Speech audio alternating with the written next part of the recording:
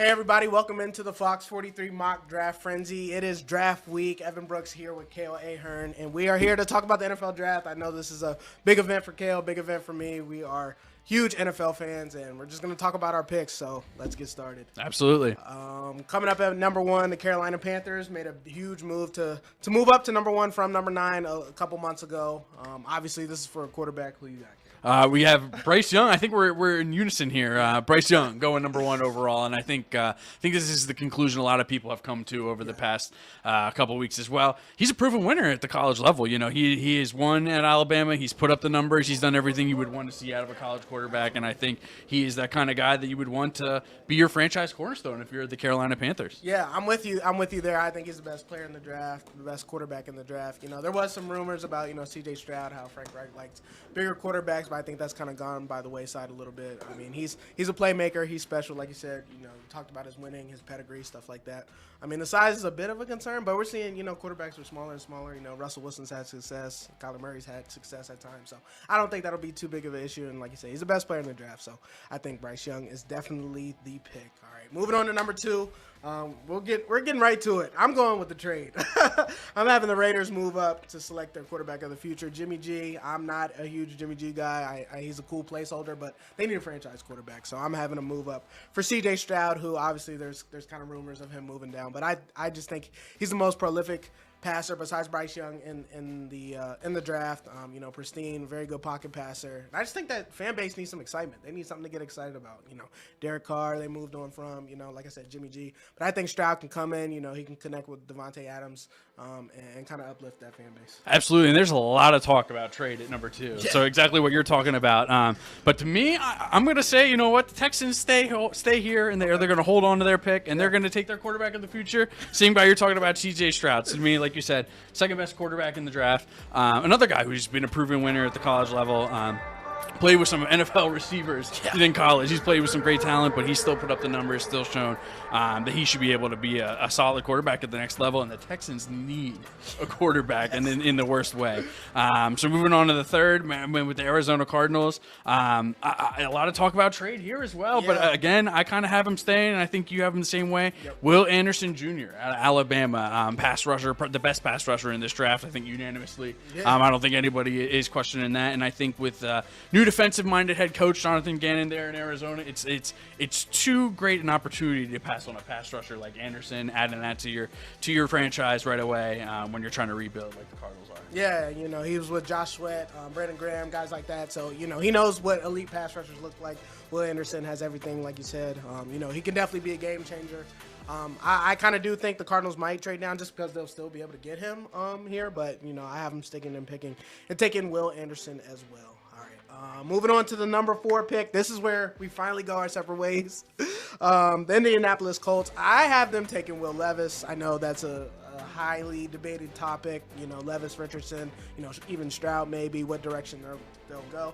I just think that they are enamored with Levis's arm strength for whatever reason. He's a big guy.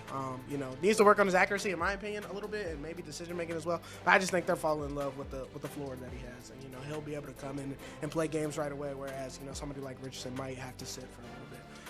So, yeah, I'm going with Levis, man. Absolutely. Well, where we agree is that the Colts are going to take a quarterback. Yeah. Right? So, to me, the big deciding factor here for me was Shane Steichen just came off a couple years where he's working with Jalen Hurts, right? And if there's a quarterback in this draft that most reminds me of Jalen Hurts, it would be Anthony Richardson. Right. I just think it's somebody who can come in, not necessarily that he put up the crazy college numbers, but he's somebody who has those abilities. He has those athletic abilities, and if he does, able to work a little bit on his throwing accuracy, able to get the ball to receivers at the NFL level, they could have another, a mini Jalen Hurts on his hands there in Indianapolis. So I think that's the fit there for the Colts. He definitely has a high upside. I'm not going to sit here and deny that. I mean, his upside is crazy. And if he can get an offense, like you said, with that Jalen Hurts ran, that'll be best suited for him. And if he develops as a passer, then the sky's the limit. Absolutely. So the Seahawks are at number 5. Yep. There's a lot of talk about possible trade here for the Seahawks. I've seen this as well, but I think having the top defensive lineman there available to them, like a Jalen Carter from Georgia, it's probably just too much for them to pass up on. So I'm going to say that's who they grab right there. This was a guy who was talked about the potential number 1 pick for a long time. Some off the field issues, some different things like that. But to be honest, even just looking at these top teams, I kind of think he might have slid anyway. These teams needed quarterbacks at the top. Will Anderson Jr., the only other defensive player that I have projected to go before him. So I do think that he finds a home in Seattle, and I think that this is something that they need. They need that force in the middle of their defensive line. Yeah, I'm with you there. The Seahawks are always liable to be a wild card in the NFL draft. I mean, they just never go with the consensus, it seems like. I do have them taking a defender as well, but it's not Jalen Carter. It is Tyree Wilson out of Texas Tech, a real toolsy guy, long guy on the edge. That Seahawks kind of love. They fall in love with those traits kind of sort of when they draft. And, Wilson's had production too as well. So, we're not going to sit here and act like, he's not somebody who's also capable of that pick. I'm just going with the tools and the upside and just their kind of history with Wilson. He has those game-changing traits that Will Anderson has as well that we talked about. But I would not be surprised at all if it's Jalen Carter. Absolutely. It totally fits that the Seahawks are going defensive line there at number 5. This is where I kind of start to get a little crazy here. All right, go ahead. And this begins my string of offensive lineman runs. This is kind of what I think is going to happen here. So obviously the Titans are missing Taylor Lewan, right? Yes. They have a hole in that offensive line, and to be honest, they're almost on the verge of a little mini rebuild there, right? Like Derrick Henry's pretty old, Tannehill's pretty old. You don't necessarily have a lot of future on that team. I think they're going out making a move here with the Lions to get a future offensive lineman, a franchise cornerstone for them. So in Peter Skoronski from Northwestern. So I think the Lions have a little bit of luxury to trade back, try to get some future assets there from Tennessee. Tennessee jumps up, gets a tackle that I think could be their future left tackle. Yeah, no, I'm with you there. I mean, they definitely need help on that offensive line. It seems like they're kind of they are definitely in rebuild mode. Kind of breaking down to the studs. Traded AJ Brown last year. Rumors about Henry might be on the move too as well. So Skoronski gives them that linchpin.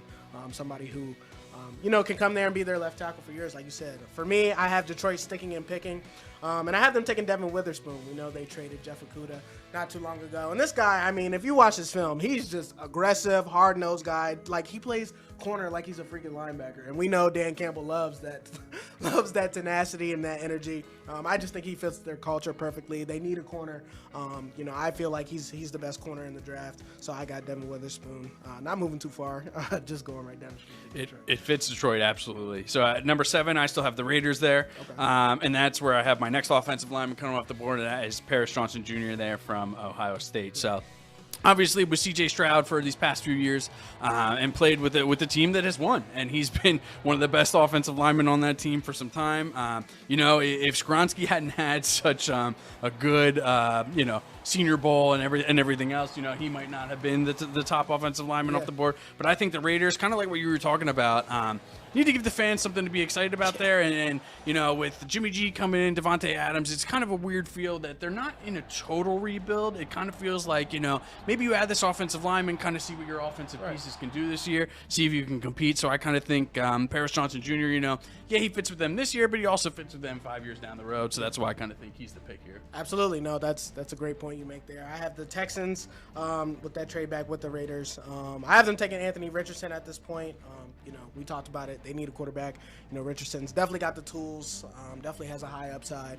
It's just a matter of if he's going to come in and are they going to tailor the offense to his skills, heavy RPO, heavy read action, stuff like that. So it just depends on how they want to utilize him, but the Texans clearly need a quarterback. I know they're kind of going to be hurt if Bryce isn't there at 1.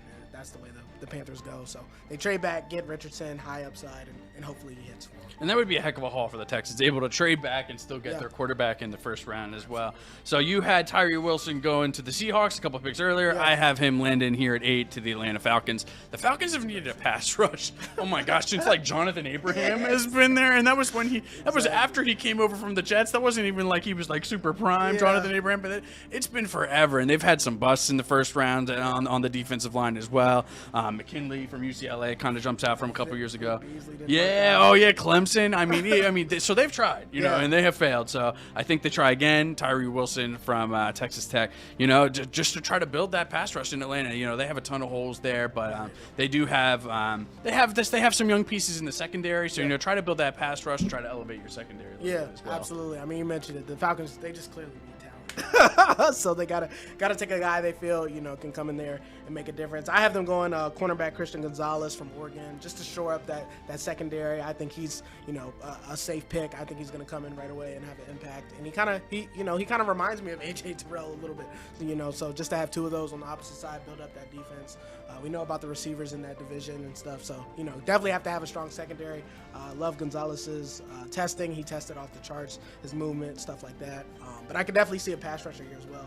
But for me, I'm just going to go Gonzalez because I just think they need to pick somebody who they feel is safe and can come in and make an impact. Absolutely. With free agent addition, Jesse Bates, that would probably give the Atlanta Falcons maybe the best secondary NFC South. Yeah, I forgot about that. That's pretty good. That's a pretty good secondary. Absolutely. Sure. Especially if, like I said, Christian could come in and make an impact from day one. Right. So I continue my run of offensive linemen here, right? So Chicago Bears, man. Justin Fields. Yeah, I feel like every highlight I see of him, he's on the run, right? And it's not necessarily just because he's always looking to run, but because he has to, man. He's on the move for his life. The offensive line has been a struggle for years now, I feel like, in Chicago. So this, you know, they go out, and it's kind of almost out of need here because the offensive linemen, for me, are coming off the board hot and heavy here in the first round. So I have them grabbing Broderick Jones from Georgia.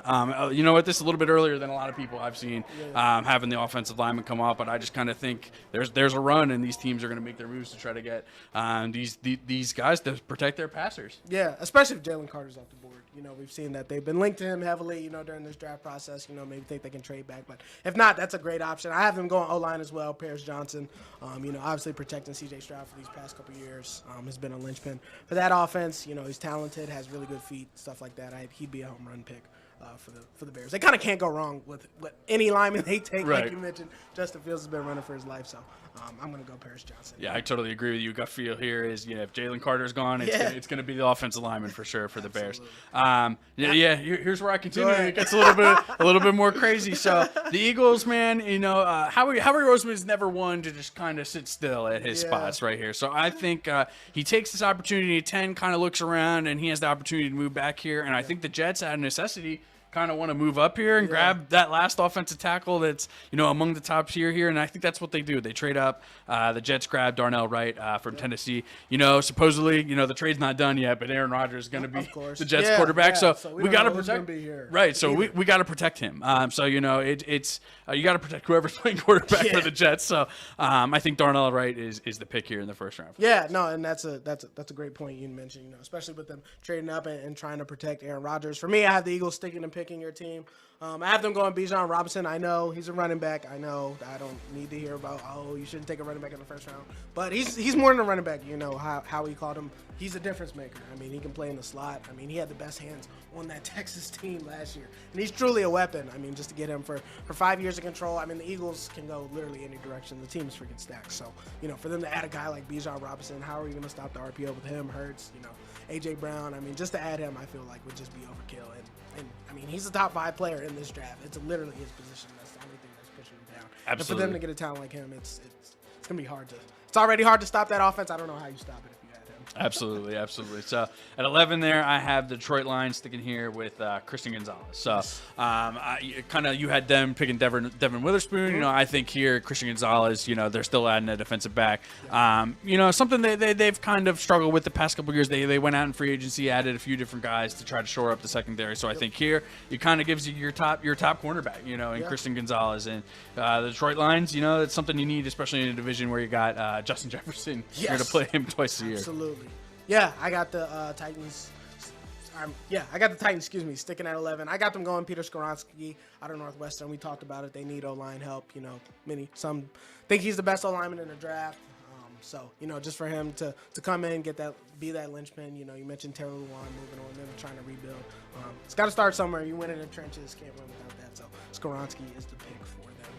All right, so we're right back here with the Houston Texans. We both had them taking their franchise quarterback here with their first pick in the first round.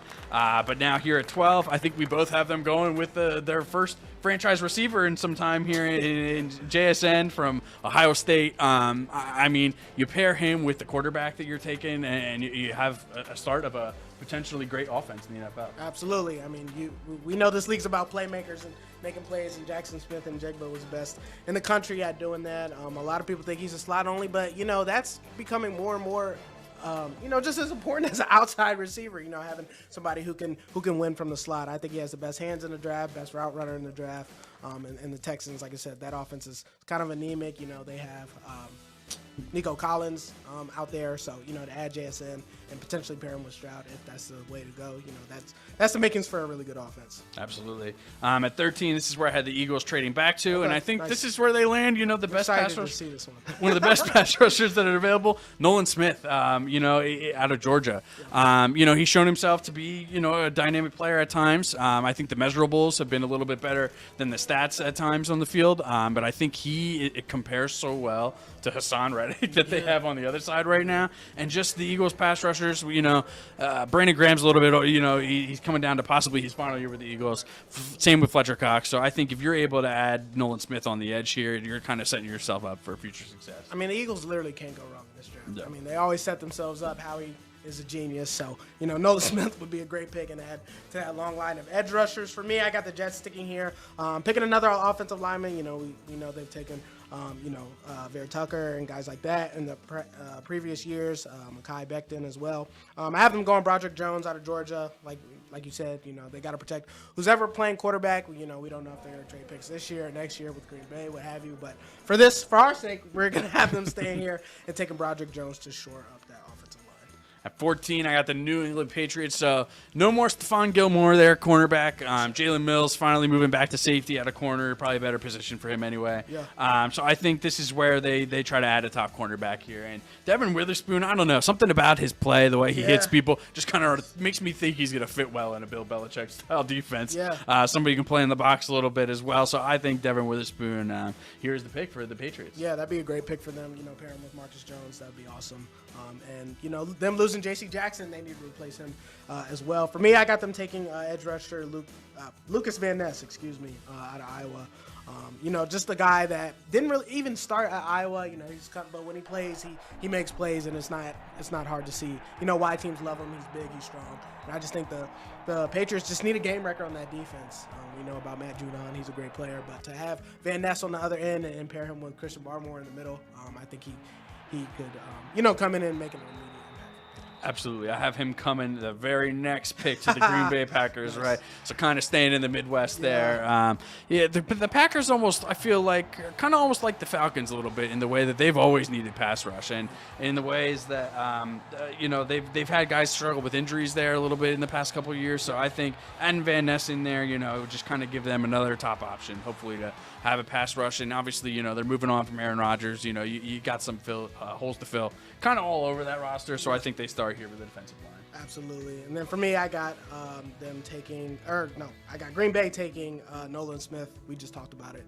He's a freak, was the #1 player in his high school class as well. Coming off the edge, you know, made plays at Georgia. Couldn't really miss him. They just add to that Green Bay defensive line. I would have liked to see a receiver here. Jackson Smith and Jigba was probably the only one, you know, if he falls, that they might take. So with not that option, I'm going to go Nolan Smith.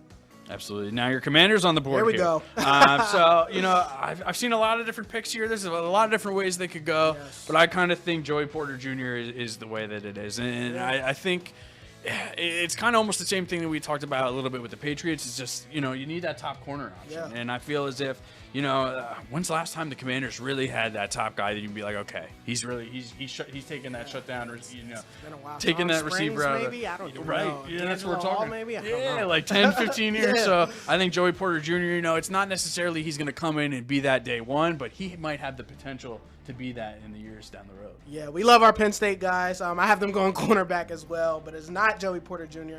I'm going to go Deonte Banks from Maryland. He stays in home. I just think his athletic upside is just ridiculous. I just think he's just a little bit more of a cleaner prospect than Porter Jr. You know, sometimes Porter Jr. is a little stiff in his movements and stuff like that. Still a great player, but I just think Banks' athletic upside, he kind of fits Rivera's scheme a little bit better. So I'm just going to go there. Like you said, they do need a CB1. You know, Benjamin St. Juste has shown flashes and stuff. Kendall Fuller, you know, he's a solid corner as well. But like you said, they don't have that lockdown guy. It's like, all right, we're not going to that side. And I think Banks can come in and be that guy. Washington definitely going defensive back. We definitely feel that. So Pittsburgh, for the second year in a row, I can't believe this. I don't think this will ever happen again in history. Taking a Pittsburgh player in the first round. I have them landing KALIJAH KANCEY here on the defensive line. You know, the Steelers, you know, I've seen a lot of people projecting offensive linemen here. They need, obviously, offensive line help. Yeah. Just to me, where how the board fell, I felt like, you know, the defensive line is probably the best value here. They do need some help in that as well. Struggle with some injuries and some age, some overturn in there in the last couple of years. So I think KALIJAH KANCEY would give them a nice kind of piece in the middle of that Pittsburgh defense. Yeah, absolutely. I mean, can't go wrong, you know, Adam with Cam Hayward, stuff like that. I also have them staying on defense. They keep it in the family. Take Joey Porter Jr.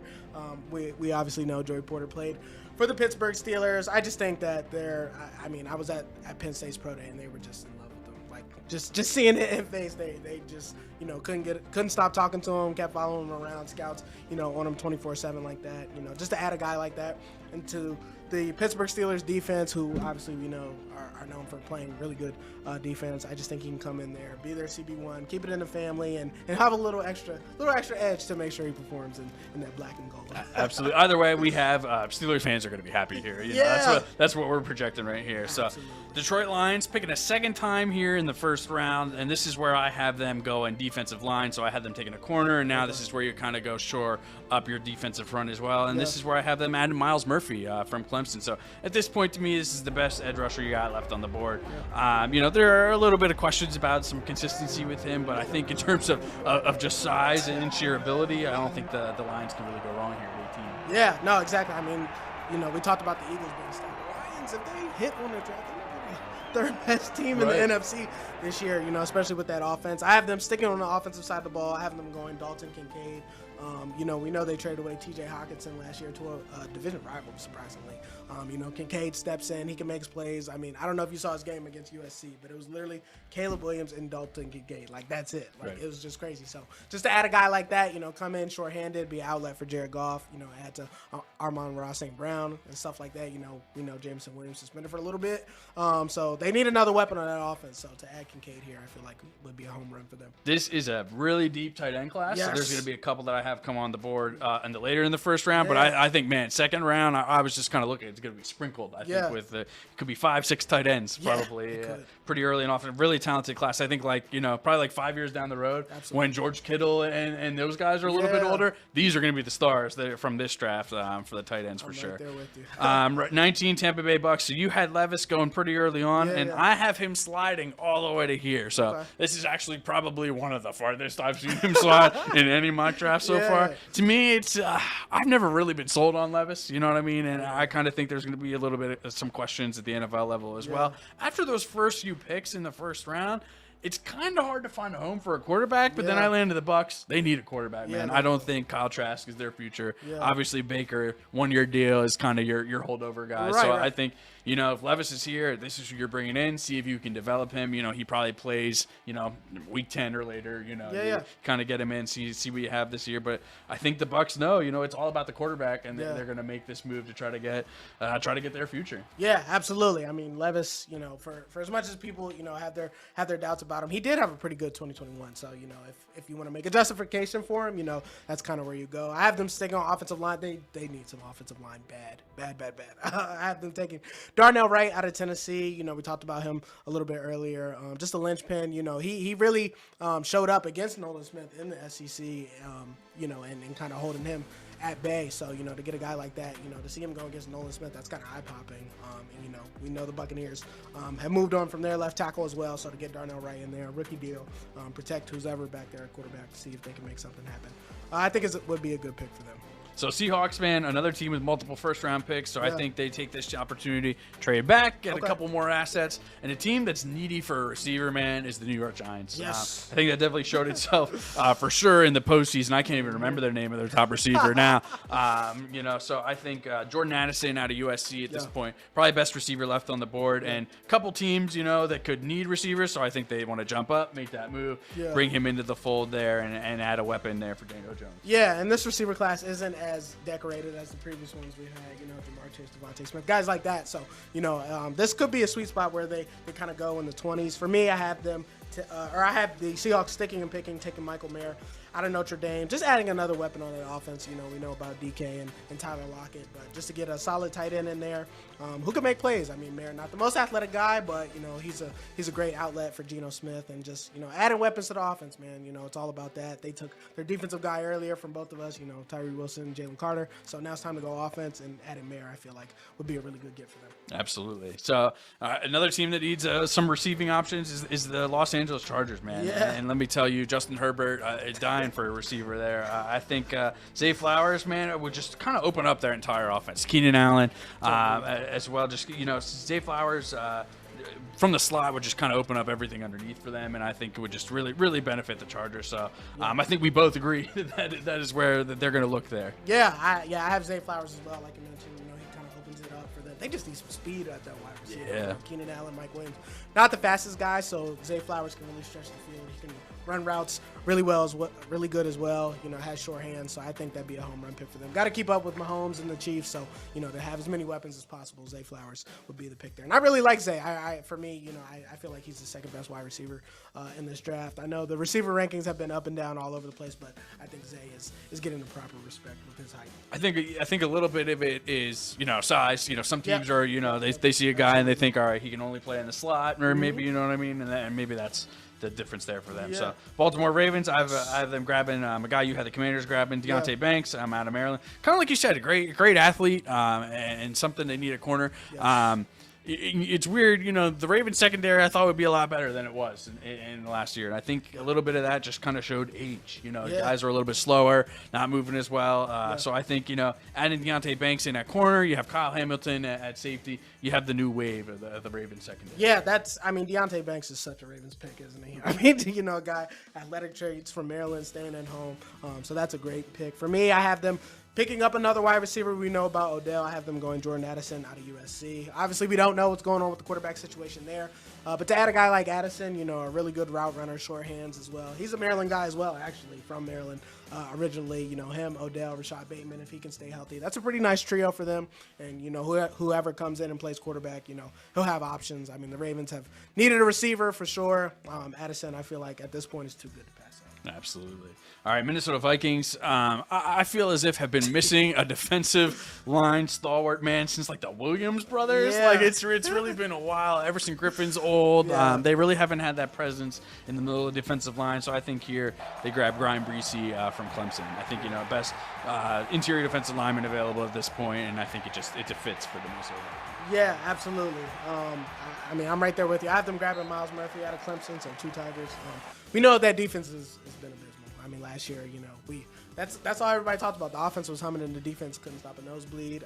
I wanted to go corner here because they really need help in the secondary. I just couldn't really justify one, so to speak. I know, you know, Emmanuel Forbes might be in the picture there, but, you know, Myles Murphy at this point is too good to pass up. You know, he had a really good pro day as well, and he's an athletic freak, you know, to get that guy on the edge and you know, wreak havoc would be a really good pick for the Vikings. Absolutely. So this is where I get a little bit crazy again. Okay. Nope, that's fine. You know, you're 100% right what you said. Bijan Robinson is a top 5 player in this draft, man. If he did not play running back, he would go 2-3, you know, something like that, right?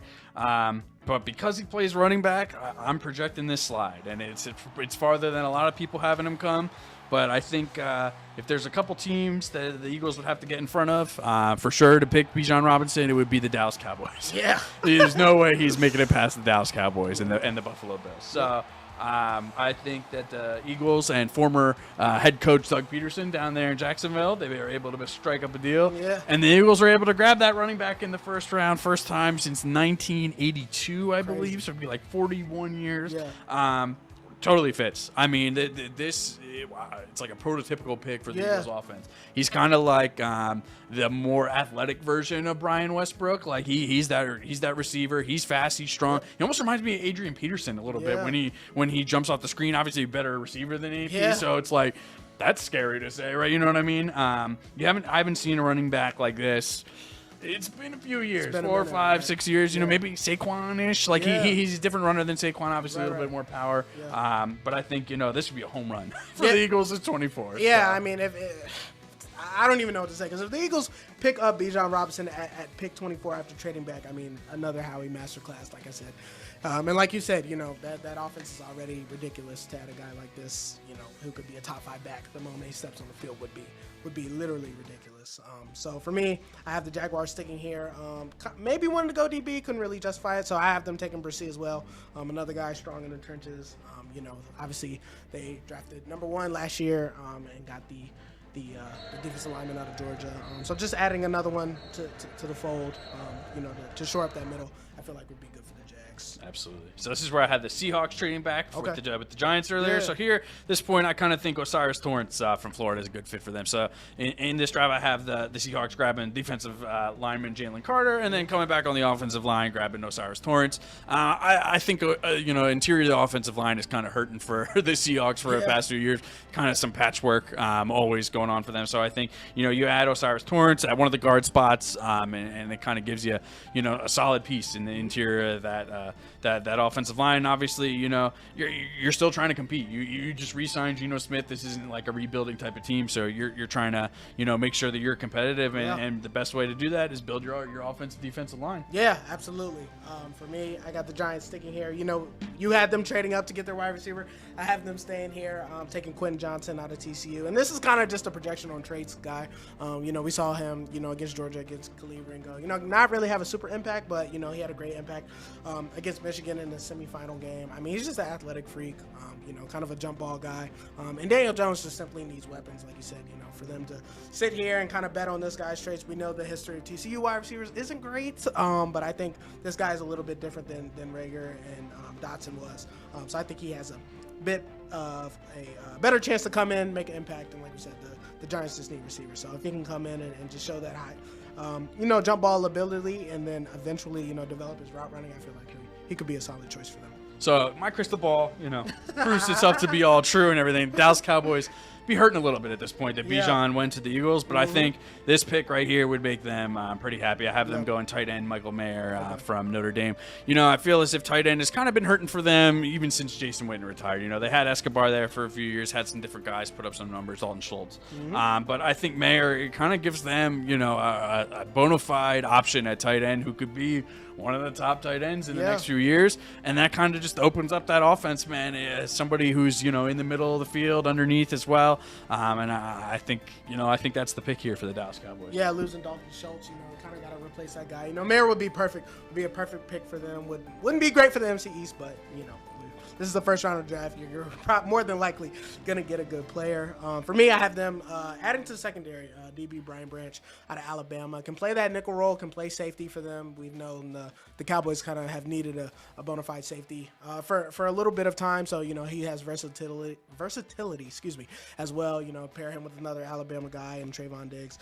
I just think his smarts. I mean, Coach Nick Saban talked about just how he was the quarterback on the field for that defense and kind of knew, what was happening before it does. So for them to add a guy like this to that secondary, I feel like would be a big boost to that defense. That would hurt me. Branch, I think, going to be one of the best players out of this draft. I do too, and it hurt me to make this pick. Like you said, it really did. But, he's a great player. Absolutely. So here, my last time getting a little bit wild here in the first round, right? So I got to trade completely off the boards, not even necessarily for another pick in the first round. I got DeAndre Hopkins getting swapped there to the Buffalo Bills for the first round pick here in the first round. The Cardinals able to recoup a first round pick and then take Quentin Johnston, who we were just talking about out of TCU, to fill that receiver spot. Still give Kyler Murray a young top option. I think this deal has to get done in some way, shape, or form. I pretty much the Bills, I feel like, are one of the only teams I see talking about DeAndre Hopkins at this point. I think it fits. I think that I would totally just open up the offense for them. We got Stephon Diggs on one side and you got Hopkins on the other. Really don't know how you defend that. So I think it just kind of fits.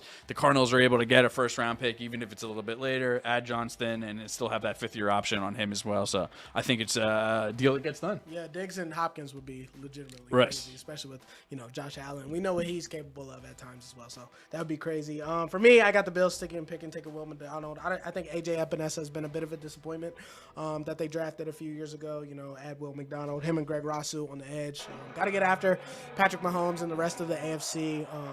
Will McDonald has a bunch of upside, and those Big 12 defenders, I mean, their edge rushers have normally panned out pretty good, for all the Big 12 doesn't play defense, whatever.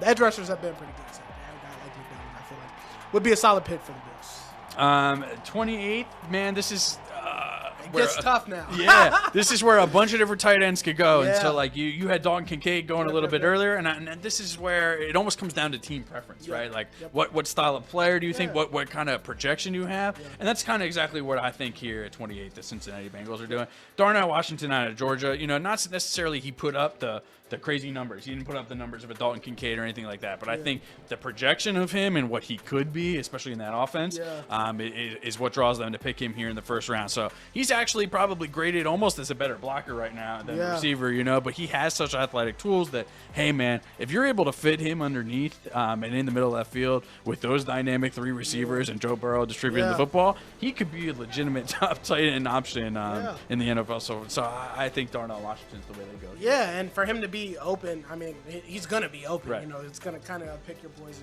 Washington, a huge target, and he's kind of acts like a 6th offensive lineman. I mean, he's excellent in the run game. For me, I have them going corner, Emmanuel Forbes out of Mississippi State. This guy, I mean, he's fascinating. 166 pounds, but he plays way bigger than that. 6 pick sixes last year. We know the Bengals kind of need help in that secondary. Eli Apple hasn't been too great for them. This guy's a ball hawk, man. I mean, that's what he is. He's a ball hawk. They took Dax Hill last year out of Michigan, who worked out really well for them. I just think, to add a guy like Forbes on the outside, and he'll get great work in practice, guarding Jamar Chase, Tyler Boyd, T. Higgins, guys like that. So, we'll find out early if he can play, but I think Forbes is a pick here, and like I said, he's a takeaway machine, and he'd be a really big boost for that secondary. Absolutely. So, New Orleans Saints, this is a team. It's hard to pick for them. Right, because, it's not necessarily that they're in a total rebuild, but I don't expect them to be super competitive in the NFC South next year. Right. So, to me, it's kind of like a team in flux. You go a few different spots. They do have holes. So, to me, I think they go Mazi Smith here from Michigan on the defensive line. The defensive line is getting older for them. They lost Jerry Hendrickson in the last couple years. Cameron Jordan's getting older. So, I just think, adding him right to your interior defensive line, you could go there. They could go offensive line. They could go corner. They could go receiver here to try to replace Michael Thomas. Heck, you could probably even put Jahmyr Gibbs here, Alabama, if you want to think about replacing Alvin Kamara down the line here. So a bunch of different ways they could go, but I think defensive line is the way the Saints go here. Yeah, I mean, like you mentioned, they have so many options. For me, I'm gonna stick on the offensive side of the ball. Darnell Washington, we just talked about him. Acts like a extra offensive lineman that they can have. Adds to that receiving game. Michael Thomas, his health is always up in the air. Chris Olave had a great season last year, but Darnell Washington, I feel like this is the place he will get targets. He'll get targeted a lot, and won't have to wait for his impact. So yeah, the Saints have a bunch of different options. It was hard to pick for them. I'm not gonna lie. Absolutely. Just one of those variable teams, man. Yeah. With a lot of holes. So this is where I had the Jaguars traded back with the Eagles, and man, landing Brian Branch at 30 in the first round would just be like super home run for them. Everything I've heard about reading up to this draft is the Jaguars love him. They're all about him. So that does make my trade back away from possibly getting him a little bit more harder to see. But I think if they are able to project the board and see, hey man, we could probably trade back and get him here at 30. I think that's something they would look to do. Kind of like you said, quarterback of the defense. I think going to be one of the guys out of this class that you're going to look down the road and be like, yep, he was one of the top players. Yeah, he's an excellent player. I don't see any way he's not an impact player in the NFL and early as well. For me, I got the Eagles staying here. KALIJAH, KANCEY out of Pittsburgh. I mean, the Eagles, like we talked about, they're stacked. They can go any direction. Just adding a guy like this. Fletcher Cox getting a little bit older. We know they took Jordan Davis last year, but to add KANCEY, a guy who can come in, take over for Fletcher Cox and just be that next generation of defensive tackle. I feel like is a home run at this point. Absolutely. So now we've reached the final pick of the Final first pick. round. 31 this year because the Yes. Dolphins forfeited theirs for their issues down in Miami. Yeah, we start together, we end together. Right, absolutely, yes, we agree on the final pick of the first round. I think this is a pick I'm seeing a lot of people put out there as well. The Kansas City Chiefs need offensive linemen, especially after losing Orlando Brown Jr. in free agency this year. So I think Anton Harrison from Oklahoma just kind of fits the need here, kind of fits the time in the draft. I think it is a pretty nice lock here at the end of the first round. Yeah, absolutely. I didn't see any receivers worth taking here. We know the Chiefs could use another receiver. I'm with you with Anton Harrison. Losing Orlando Brown is obviously huge, and to the Bengals, which hurts a little bit more, which is their main rival in the AFC. But they replaced it with another Oklahoma guy, Sweet Feet. Very good in pass pro and run blocking as well. Like I said, didn't see a receiver to justify here, so I think he'd be a great pick for them. At 31, your options. I mean, you're waiting all night, but the Super Bowl champs, they got to this point by drafting well, and they added another one with Anton Harrison. So I saw that Sweet Feet was my favorite description of anything in a player that we did in our mock draft. Yeah, man. All right, so this was fun, Evan. Yes, The gonna be NFL draft. exciting. NFL draft is set for Thursday night, 8 o'clock. You can watch it. Thanks for joining us for the Fox 43 mock draft frenzy.